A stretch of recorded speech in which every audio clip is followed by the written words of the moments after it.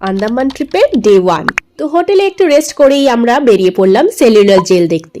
Cellular jail কালা পানি বলেও পরিচিত, পোর্ট ব্লেয়ারে অবস্থিত। এটা হলো the most infamous historic British colonial prison. এটা মানডে ছাড়া সব দিনই ওপেন থাকে, 9টা থেকে 12টা আর 2টো থেকে 5টা। ঢুকেই দেখতে পেলাম এই স্বতন্ত্র জ্যোতি, the flame of freedom. 5 feet লম্বা একটা ইটার্নাল জ্যোত, যেটা ট্রিবিউট দেয় সকল শহীদদের as a symbol of their undying spirit and sacrifice for India's freedom.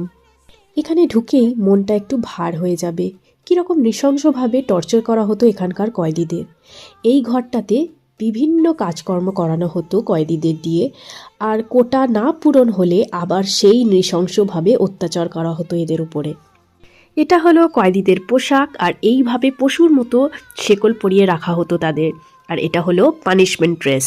আর এই জায়গাটা হলো হ্যাঙ্গিং রুম, যেখানে কয়েদিদের ফাঁসির সাজা দেওয়া হতো।